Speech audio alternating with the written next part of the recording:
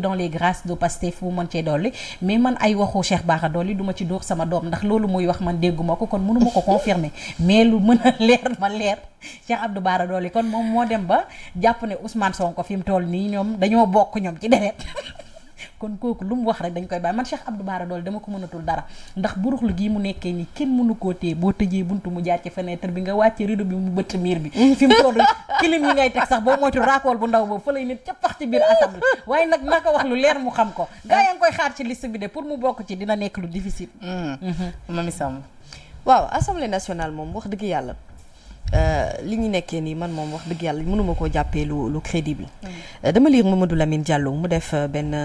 texte bu am solo mu ne depuis novembre 2022 mu ne autant le président les députés conférence également des présidents ak les députés xam nañ ne depuis novembre 2022 que règlement intérieur bi ñu leen distribué en octobre 2022 est un faux loolu nag ça pose un problème ndax bu ñu ne assemblée nationale dañ naan pouvoir législatif qui dit législatif dit légiférer donc képp koo xam ne yow ci wàllub loi nga ne lépp lu ñu war a voter ci wàllub loi ci assemblée nationale la ñu koy defee comment cette assemblée nationale moom mu mën a fonctionner dans le faux toog ba aujourd'hui à quelques mois seen fin au mandat ñu ne dañu bëgg a rétablir li nga xamante ne moom mooy règlement intérieur bi pour man en fait c'est-à-dire que danoo bàyyi ba train bi bàyyi leen fii ñu bëgg a daw di ci topp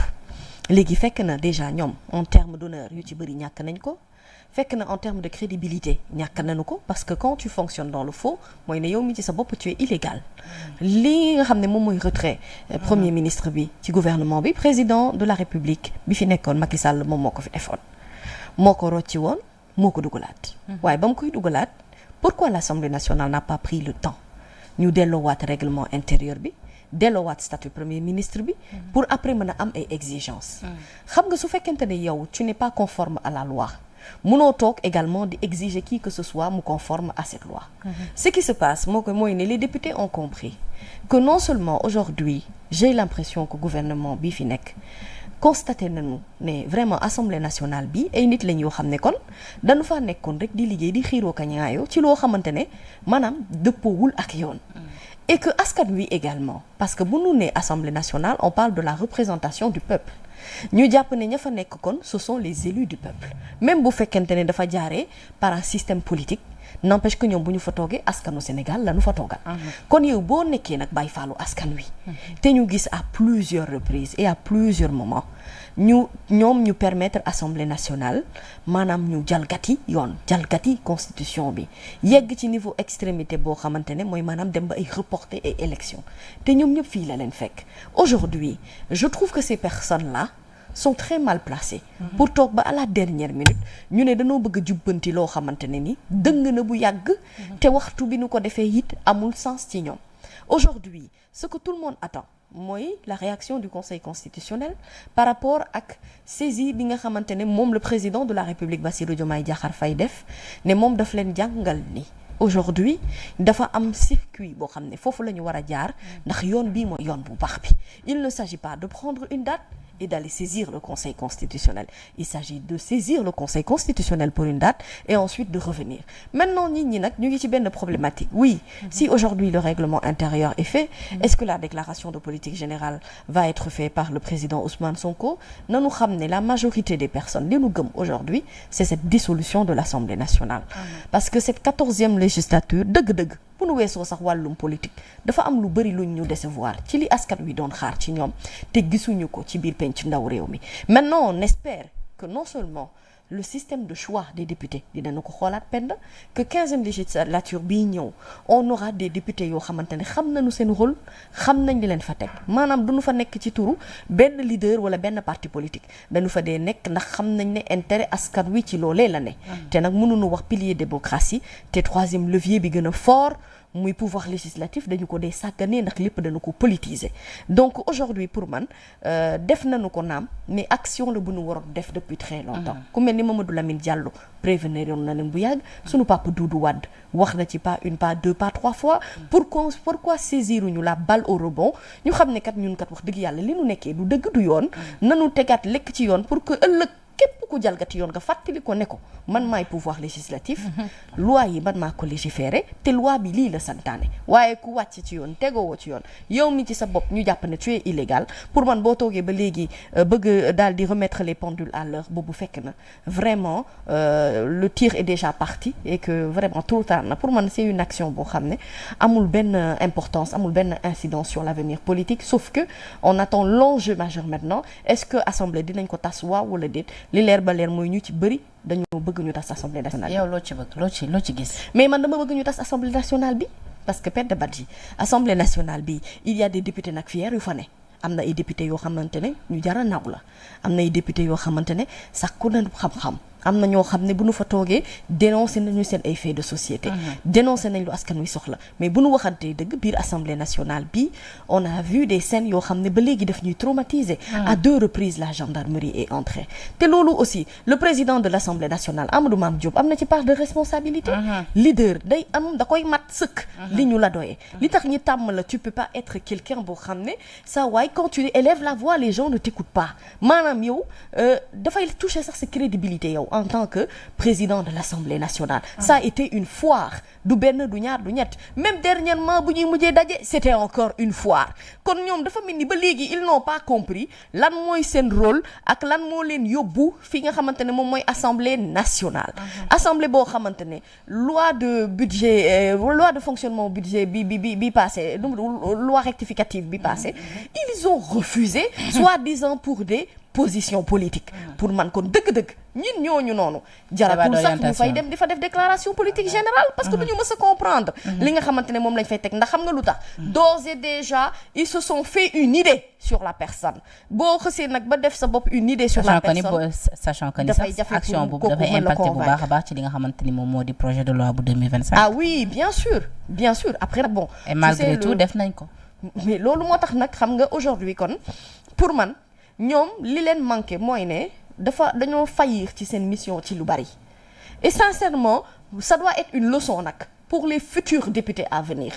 ñu xam ne le Sénégal quoi qu'on puisse dire lu nu woyof lu nu mën a seetaan yenn mbir yi dafa jot nag dëgg Penda ñu am assemblée nationale digne de ce nom am ay députés yu digne yoo xamante ne ni quelle que soit raison politique ba la fay dugal boo xasee ba dugg da ngay xam yow mbubu bu bees bi ñu ngàll ci sa ndodd et que ab askanu lëmb ci yow la nu yaakaar et que lépp loo xamante ne fonctionnement gouvernement bi ci yow lay jaar et que yow ci sa jëmmi bopp balaa ngaa digle sangaay da ngay sangu ba noppi door a mën a digle sangaay mu ji keneen mais toi quand tu es dans l'illégalité nga toog ba léegi nga ne je vais me mettre en règle après avoir fait un séminaire messieurs mais fekk na boobu ba léegi nag toute la population suur nañ la gàll nañu la parce que am na ñenn ci ñoom ñoo xamante ne buñ leen dee wax honorable sax on se demande ndax dëgg-dëgg mérité nañu tur boobu ndax dañoo faillir ci seen mission bi askan wi yàkkamti leen di leen xaar malheureusement ils n'ont pas su être au rendez-vous. Alors même question bi ma laaj Mamy dama la koy laaj Ouleye yow loo jàpp ci dissolution bi. Bah pour man dañ ko war a dissoudre mais est-ce que ça va arranger Bassirou Diomaye Diakhar Faye comme ni ma la koy waxee c'est un couteau à double tranchant pour lui parce que déjà dissoudre Assemblée nationale mun na ko jàppale mu am majorité mun a liggéeyam normalement jëmale ko mais déjà il faut savoir que pour faire des élections il y a des frais derrière yoo xamante ne war na fee waroon nekk et que bu dissoudre Assemblée nationale en septembre en octobre lañ ko war a voter budget de financement bi nga xam ne moom la war a doxalee réew mi entre 2024 ak 2025 et que bu nekkee ni dissoudre na ko bu amul opportunité ñu votel ko il est obligé de prendre budget bi nga xam ne voté nañ ko en N-1 mooy bi nga xam ne moom lañ votel Macky Sall entre 2023 et 2024 mais est-ce que budget boobu Macky Sall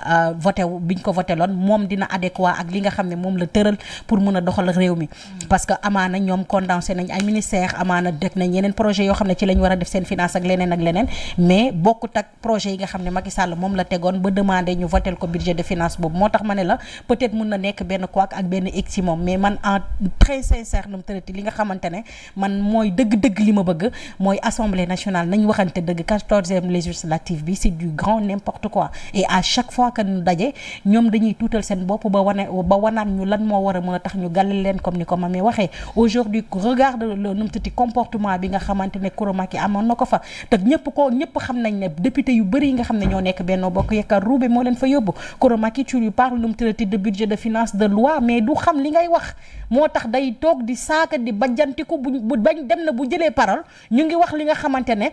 mooy delloo règlement intérieur de l'Assemblée nationale mais moom bu toogee day Amadou Mame Diop yàlla na la yàlla defal jàmm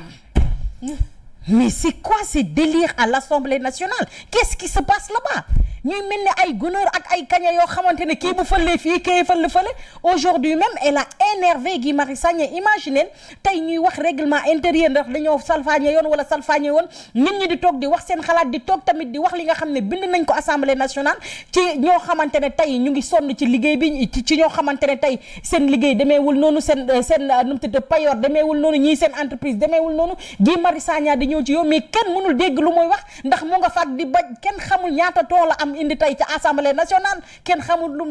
non franchement Penda tu regardes tu n'as même plus envie de regarder man j'ai dû éteindre ma télé parce que j'étais énervée de la voir parce que sa xaru kanam boobu moom lay wane bitim réew te Sénégal yàlla xam na ne amuñu xaru kanam bi nga xamante ne moom lañu fa Macky Sall indil comme ay député te xam naa ne député yooyu moo ci dugal Roubé moo ko ci indiwoon ndax ballottage bi amoon moom la doon bañ et que xam nañ ne dans les autres partis il y a tellement les têtes sont lourdes ay nit yoo xam ne c'est des têtes yoo xam ne c'est des personnes intelligentes avec beaucoup d'idées moo xam ne loolu nag pour mën a yàq loolu nit buy wax lu am intéressant moo indil ñu ay ñoom Kouromacky indil ñu ay ñoom ñeneen ak ñeneen ñoo xam ne dañ fay nekk di ruube alors ça on ne peut pas continuer avec sur cette logique là te tey gis nañ ne ñoom majorité bi ñu am ni leneen ak leneen mën nañ ñu ko yàqal comme budget de finance bi nañ ñu ko yàqalee et ça c'est catastrophique nu mu tëdd ci li nga xamante ne moom mooy économie dëkk bi te loolu mënuñu ko continuer di ko seetaan alors cette 14e législative c'est la pire boo xamante ne dund nañ ko aujourd'hui en 50 ans mun naa ko wax alors c'est le moment aujourd'hui ak dissolution bu lay ni mu amee solo ndax tamit tey war nañu toog di dégg ku mel ni Cheikh Thioro Mbacké man suivre naa ko à la RTS avec sama confrère mi ngi Mariam Ndiaye su ma juumul ni ki semaine bee ñu génn wala semaine bee ci kanam mu ne ñoom dissolution bi par voie de presse dañ ko yëgee kenn consulté wu leen ñoom yëguñu ko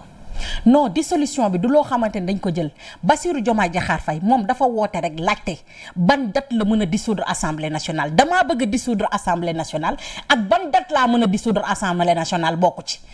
yow moom dafa tëb def question laajteem te xam nga de ces gens là ils sont très rusés ce sont des joueurs d'échecs aujourd'hui quand Bassirou Diomaye Diakhar Faye bëgg na assemblée nationale réunir ñu changer règlement intérieur bi pour ñu mën faa def li nga xamante ne mooy déclaration de politique générale dañ doon ñammi telli di tas assemblée nationale naan jël nañ session rek def nañ leneen bi mu demee ba nga xamante ne laajte na date pour dissoudre assemblée nationale fast track lañ def def seen réunion tegale ñëw parce que ragal nañ ñu dissoudre assemblée nationale. mais ndax boobu lay bëgg-bëgg waroon nañu ko yëgee ñoom ñooñal la les députés de Pastef par voie de presse ndax boobu lay bëgg-bëgg bu dee décision am na nee naa la amul bëgg-bëgg ak décision date la laajte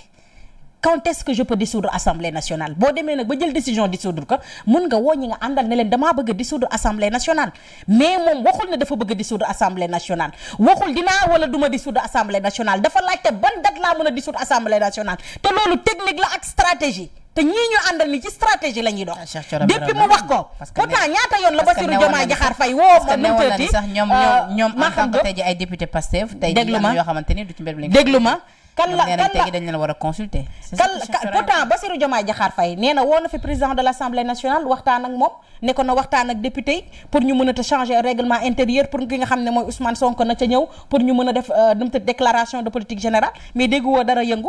quand la commencé les choses ont commencé à bouger c'est quand il a demandé ban date laa mën a tas assemblée nationale et que ñoom mu xam leen ne wóor leen ne pire ne buñ tasee assemblée nationale mais mënatuñu nekk député ci kër àdduna ci lañ réglé moo tax ma ne la mën na nekk sax stratégie mais il faut pas nag ñu jàpp argent comptant li mu wax ne ban date laa ko mën a nu mu tëdd dissoudre c'est pas parce qu'il a demandé la date qu'il va le faire il peut demander la date ba pare xam date bi ba pare bañ koo def comme mën na demander date bi xam date ki ba pare mu xam ne lii mënul continuer mënuma bàyyi man mii kat di woote jubal jubbante ay kañaak ay mbod di yeewoo assemblée nationale dama koy tas mun na ko wax moom moom mën na ko def mais nag pour l'instant du loo xamante ne dafa ne damay dissoudre assemblée nationale moom datam na laajte de lépp commencé fast track gars yi rang bi jub mel ni màggalu Tuuba jàkk ji moom nii lañ ci doon téye gàddu daal yi yenn ba salfaanee yoon sax pour teg li nga xam ne mooy règlement intérieur de l'assemblée nationale moo tax gis nga nu mu tëti alkaati du bàyyi dóor bu dee nit mbaam xamul du dul dóor da ngay yor sa yat teg di tërëte di daa bali mais tout de même bu ñu taxawee ci finalité bi rek c'est important c'est-à-dire li ñu bëggoon lii la PM bëggoon tey ci am na te loolu mu bëgg sax moo war a am règlement intérieur bi dafa war a sàrlu ak li nga xamante ni moom mooy bi normal waaye ñoom chifaay rek lañ xam falee ñu wax ne léegi dans ce cas là ñu def seen xel dut ne mën nañ tas assemblée nationale pour ñu mën a def fast track d'accord léegi dans ce cas là moom it bu fekkente ji procédure yëpp fu mu ne nii aboutir na dara du ko traité mu def li nga xam ne déclaration de politique générale bien sûr que de bi fi mu toll nii war nañ war a mën a xaar bu ñu numtarati kii loi bi rek signé ko ba mu xamante ne acté na kon forcément on attend que aujourd'hui PM mu def li nga xam ne mooy déclaration de politique générale bu dee entre temps le président Bassirou Diomaye Diakhar Faye bi nga xam ne moo yor cëggalu góom tasul assemblée nationale. d'accord benn point ci actualité bi Mamy Samb mu ñeel li nga xamante ni moom moo di média yi moom mi nag temps yi moom patron de presse yi mer nañ ba fut bras de fer bi am tey ji entre patron de presse yi ak ñi nga xamante ni ñoom ñoo di l'état gis nañu tamit ginnaaw loolu ñu observé ab journée sans presse après boobu la journée dégg nañ ko mel ni MNF mais mën a ndox fay mun a am nañ ko satisfaction ba nga xamante ne bu ñu koy évaluer toll na ci 98% parce que ñu bëri suivre nañ li nga xamante ni moom moo ci le mot d'ordre tey nag le ministre le ministère de la communication et des télécommunications du numérique def na benn point sur la situation dans le secteur des médias ñoo ne tamit ci li nga xamante ni moom moo di dette fiscale des entreprises de presse nee na daal ci liste bi nga xamante ni wane na ko Mamy Samb groupe Futurs Médias nee na am na ci lu toll ci 40% ci li nga xamante ni moo di dette fiscale bi yeneen entreprise de presse topp ci lu ci mel ni radio diffusion de radio télévision sénégalaise avec 28%, groupe des médias avec 11%. Donc ci war dette moom mën na si ñoo jàpp ni groupe Futurs Médias moo ci am taux ba gën a kawe ci li nga xamante ni également moo ñeel fonds d'appui et développement de la presse nee na diggante 2023 lu toll ci 227 entreprises de presse ak 169 radios communautaires ñoom également am nañu accès ci li nga xamante ni moo di aide à la presse bi ak budget bi nga xamante ni muy budget bi nga xamante ni pour ñoom la leneen li nga xamante ni tamit également am na ci li nga xamante ni moo di ay fonds d'appui à la presse diggante 2012 également nee na lu toll ci 700 millions de francs CFA moo nekkoon budget boobu nag yokku na ba toll ci li nga xamante ni moo di 1 milliard 400 millions de francs CFA en 2022 tollu tamit ci 1 milliard 900 millions de francs CFA en 2023 ci ay détails mais li mat a taxaw nag Mamy ci fin bi dafa ne ñi ngi amal waa IG ñi ngi amal ab audit ndaxte dafa am lu toll ci 800 millions de francs CFA yi nga xamante ni daal gis nañu ni dañ ko jagleloon ay organes de presse te mosul yegsi si ñoom kon daal yooyu li koppar xamuñu kon fan lañ ko war a mën a utiliser lu toll daal ci 800 millions daal ont été alloués à des activités ou structures autres que des entreprises de presse directement. Alors oui, j'ai lu ce rapport j'ai lu la sortie du ministre de la communication Alioune Sall ci li ngay wax ci montant 800 millions yooyu nga xam ne dañ ko attribuer à des entreprises et des activités hors médias mu ne audit bi ñu ngi koy def pour que ñu gën a ci am ay saytu ci chiffres yi dafay fësal aussi ne 86% ci liggéeykat yi nekk ci médias yi inscrire ñu leen à l'IPRES ni à la caisse de sécurité sociale